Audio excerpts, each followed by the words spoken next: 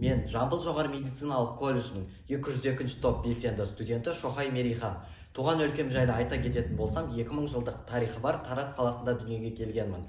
Тараз қаласы жайлы қысқаша видео арқылы көрсете кетсем. J'aime le diable.